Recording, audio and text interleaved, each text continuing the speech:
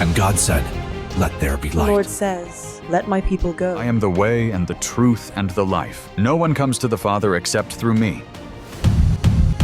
This is the Talkin' Bible podcast. Hello, folks. Welcome back to Talkin' Bible with Rohan Bell. That's me. And Amanda Bartley. That's you. Hello. Thank you for having me again. Good to be back. And we are talking about Jesus casting demons out of boys today. Jesus heals a demon-possessed boy. Matthew, Mark, and Luke. This same story is in three different Gospels. Yes. So I guess, first of all, it's a seizure. He's having seizures. He's having some kind of seizure, it would appear, isn't it? Yeah. So I guess he's having seizures. He's suffering terribly. They're saying that the demon is causing the seizures. Yeah. Mm-hmm. Is That's that right? certainly the belief at the time. Yep. Yep. I mean, it's really quick. There's only 6 verses in this one. So, there's not much in it. Let's read one then. So Jesus comes down off the mountain. This is Matthew 17:14-20. And they're slightly different versions, but largely the same story. A large crowd was waiting for them, and a man who knelt before Jesus and said, "Lord, have mercy on my son. He has seizures and suffers terribly. He often falls into the fire or into water. So I brought him to your disciples, but they couldn't heal him." And Jesus said, "You faithless and corrupt people, how long must I be with you? How long must I put up with you? Bring the boy here to me." Then Jesus rebuked the demon in the boy, and it left him. And from that moment on, the boy was well. Afterward, the disciples asked privately, "Why couldn't we cast out the demon?" And he said, "You don't have enough faith." Jesus said, "I tell you the truth, if you have faith even as small as a mustard seed, you can say to the mountain, move from here to there, and nothing will be impossible for you." We should just reference that a couple of other things happen in different versions of the story. So in Mark's version, it says that that the demon shrieked and left him. And then they say, "Why couldn't we drive it out?" The disciples, and Jesus says, "This kind can come out only by prayer." Yeah, that's one of your questions. Yeah, well, it's one of my points. One of your points. Seems like a slight difference. It's the only time he says that, though. The other two don't say that. Luke doesn't say that. No, it's and just this one. if I'm correct, one of the versions says something about fasting as well. Does it? Jesus said, like in a different it might be in a different translation. version or a different yeah, translation. right. I think it might be one of those It ones where it prayer says and fasting. something like that. And I think it might be one of those where it says earliest manuscripts do not have the word fasting, but somewhere along the line it became a part of the practice. Yeah. So I can't remember without looking that up exactly where that is. I'd love to know where that came from and if there's anything to support that. And if we could, can we take that as we need, like, this needs to be done by prayer? Okay. Well, yes. I think the point is even if it says and fasting. I mean, even if it says that, usually when you see these ones where it says, I'm just going to look it up now, where these ones where it says earliest manuscripts cannot do it. While it's worth noting that while it might not be in the original text, the fact that it was written and added in later on is a sign that at least at the time it was written, which might have been 100 years later or a couple hundred years later when they were translating the text, that was a part of the common practice of the time. So by the time you get to the 2nd century, they're used to it. Yeah, so yes, right. It says here, it's Mark 9:29. It says, Jesus replied, this kind can be cast out only by prayer, but it says some manuscripts read by prayer and fasting. Okay, so there is a link there. At least at the time the manuscripts were written, there was a belief that fasting was a necessary discipline in order to be able to do kingdom stuff like heal people and see demons cast out and so on. Yeah. Do you think it's interesting that Luke's doesn't really talk about that, anything like that at all at the end? It just says, "All gripped the people." Yeah. But I guess Luke's account was really much later, and he's grabbing stories from everyone, isn't he? He wasn't there. It's not his. Yes and no. I mean, this is a conversation a lot of people have. General consensus is that Matthew and Luke probably used Mark as their template, but also too that Mark, there's another source called source Q, the letter Q, and it's lost, but there seems to be another source that Matthew and Luke, and probably even Mark, if I'm right, I'll have to wait till after I do my master's to the New Testament in a couple of months' time to remember. But this source Q was probably the source that the other gospel writers drew on that was circulating around, because there's evidence that there is common links between Matthew and Luke that aren't in Mark. I think that's how it works. So the answer to your question, I think the simplest answer for why maybe Luke didn't focus on the whole demon thing as much is that Matthew and Mark were writing more to Jewish audiences. They would have expected more of a Jewish audience, where the Gentile audience that Luke was writing to, it probably wasn't as important. Demonic possession was very much a Jewish. At the time of Jesus, it was a very common thing. All sorts of rabbis were going around casting demons out of people. It was a very common Jewish practice at the time. Yeah. Not that it wasn't. There wasn't the sense of, evil taking over people among the pagan religions, but it was very much a Jewish thing. Yeah. Right. Okay. Why do you think it's important to take note of Jesus getting frustrated with them? I have an answer. Okay. But yeah. Where he says, "How long must I put up with you?" Well, I'm not even sure I know who he's frustrated with. It reads like he's frustrated with the disciples for not being able to cast a demon out. That seems to be what he's frustrated with. But it seems out of character for Jesus to... He actually calls them corrupt. Yes, that's right. He says corruption, corrupt generation. Really impatient. Well, that's what I mean. Yeah, that's right. That's what I mean. It's hard to think he's talking about his disciples that way. It's more like yesterday's chapter where we were just talking about him getting frustrated with people who were rebuking him. And now we're talking about Jesus seeming to call his disciples corrupt and faithless. I don't know. I also Tell think... me what your answer is. Well, if you look at the portion of Scripture beforehand... It says he gathered them together and gave them the authority. Okay. He actually said, okay. I'm going to gather you together and I'm going to give you the authority. So his and then he goes to do it and he's like, guys, I just gave you the authority. That makes sense. I've just handed you the answer to my question. To your question, and you're asking the question again. It's like... That I can identify with. Like a teacher has handed you, here's the answers to the test, guys. Yeah. There it is. You have an open book test, but somehow you still got everything wrong. Yes. Okay. Well, I can identify with that. One of my biggest challenges, but I put it down to my non-Christian, my flesh responding, is I don't do well when I try to give a person an answer or try to give a person the solution and they don't take it and then they come back to me and say, it's not working. And I go, have you tried what I said? Yeah. And they say no. Or they have all kinds of excuses. Oh, I've tried that, it won't work. I go, well, I got nothing else to offer you. So, but in my flesh, I get frustrated. Yeah. But there probably is a little bit of that in Jesus. Jesus was a man too, but I don't right? I don't think it's a sinful response like it can be in me. Maybe I'm being too hard on myself. Maybe there's a little bit of, I need to be a little bit more like Jesus and go, well, look, I'm not going to waste any more time on this. I told you what to do. If you actually go and apply this to your life, maybe it'll work, So I can be, maybe I need to get a bit harsher. I tend to blame myself if I feel that way.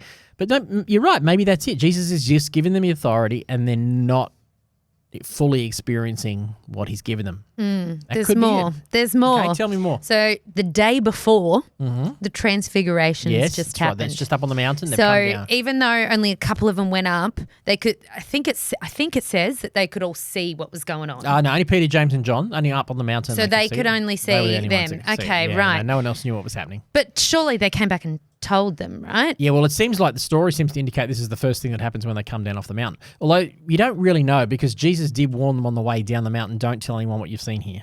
And actually, no, some of the versions say, but they kept it to themselves until after his resurrection. Right. So, no, I don't think anyone's known what's transpired on the mountain. Right. No. So... Does that mess up with your theory? No. Except Peter, James, and John. Yeah, except for Peter, James, and John. So...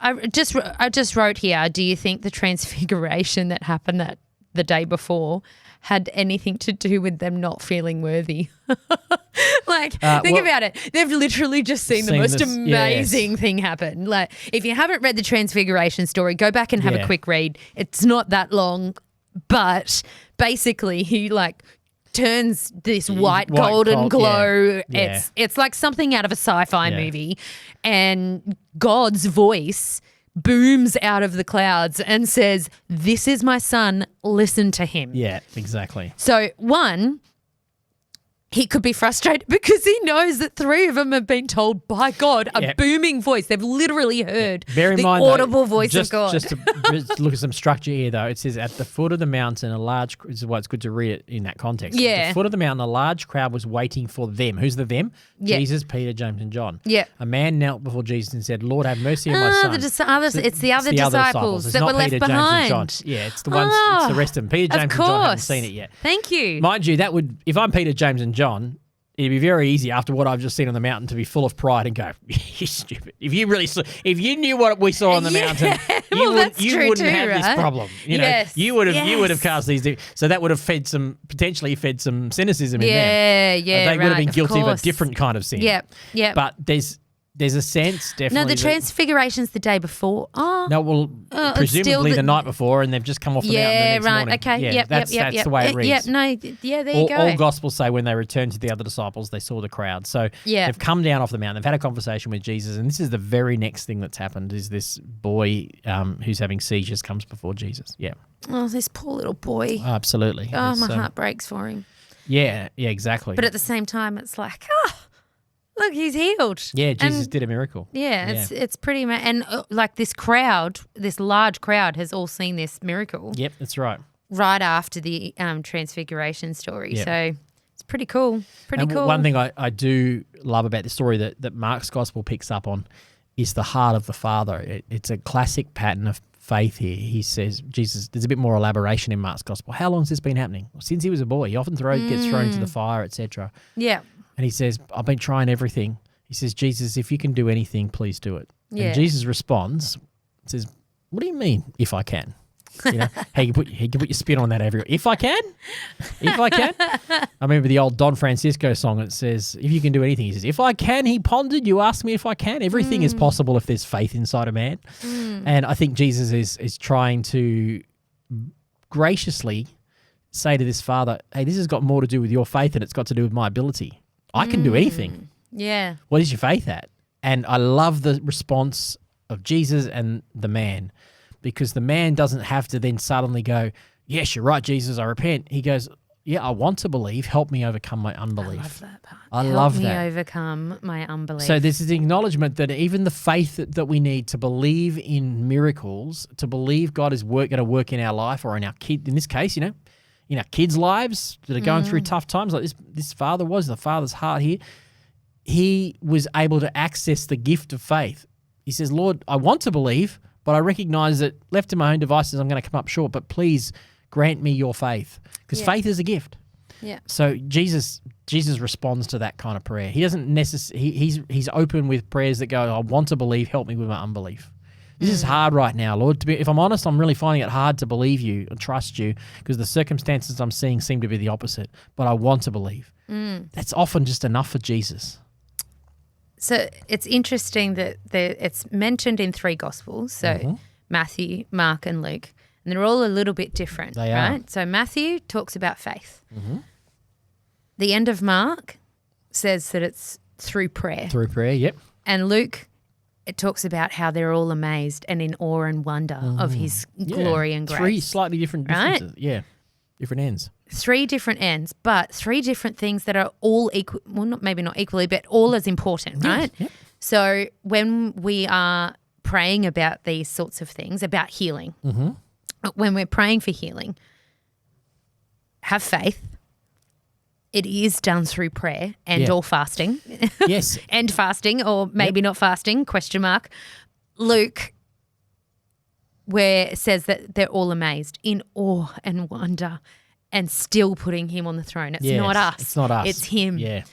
We might be voicing that prayer, we might be voicing that faith, but I didn't heal him. No, that's right. God did. God did. All awe and wonder, always, or humbleness. Points to Jesus. Point to Jesus, but through prayer and faith, having faith. Yep, absolutely. And prayer is so important here. Like Jesus is saying, the way he seems to be saying it is, if you're wondering why you couldn't cast out that demon, why you couldn't see that miracle, why you couldn't get that breakthrough, maybe you're not prayed up, is what he's saying. This isn't just referring to, I don't think this is referring to a particular prayer at the time. I think this is talking to, especially if you link in fasting there, this is more a lifestyle of prayer. like a reservoir. He's saying if your life isn't a life of prayer and fasting, if your life isn't that way inclined, you're not going to be able to be in the right frame of mind. Yeah. Accessing the right power in the right way at the right time. So if you expect to be able to have what you need in the moment, but you're not prayed up, you don't have a lifestyle of prayer. It's rather, it's rather bigoted, or it's just making assumptions. Like you can do it on your own. We're devaluing God to think, oh yeah, I can do this whenever I want because He's given me the power. Yeah. Yeah, that's right. It could be that. It could be I right. can have faith. I can have go. that. He's given me the power. He's filled me up, and that's great. Cool, awesome. He's just given me the authority. I don't need to do anything else now. That's a pride Sweet. or an arrogance, exactly. So you could link that with then leading to a disrespect of God. But a respect of God says, well, I'm going to respect you enough to spend a relationship with you, and then out of that relationship, I will have what I need when the demon-possessed boy's in front of me, when the healing is needed, when the miracle is there. My life is prayed up, fasted up, ready to go. I think there's a dependence on God that comes with that lifestyle. And if we have that reservoir of dependence, then when we need God, it's going to be a lot easier to access him than if we have a reservoir of independence from God. Yeah. And then maybe that's part of what this story's about. Yeah, that's good. Yeah, it seems to be a lot to do with trying to teach us about our response. Yeah, yes, okay, it's about the healing, and it's pretty cool that he's done this. Yes. However, it's a teaching moment. It's a teaching moment. It leaves us with a question. I feel like it's always a teaching moment. That's right. Totally. Yep, 100%. Well, it is, right? 100%. But what can we learn from this? Because it's not something I haven't prayed and tried to cast out a demon before. Okay. So I can't relate to that at all, but I can certainly relate to praying for healing. Yeah, needing to see God move in your world. Yeah. And not just physical healing, but, spiritual, emotional. All of the like above. you said, needing God in my world. And in your family's world. And yeah. Yeah, exactly. And the people we care and pastor, we need God. We can't just show up in people's worlds and expect them to arrogantly, disrespectfully expect God to move if we haven't put the work in to build a relationship with him. Yeah. Yeah. That's good. Let's get busy about spending time in prayer, fasting, that word that I don't like, but I take on board. All right, that's enough for today. Unless there's anything you want to add? Only this. I'll end with this because I'll talk about it more.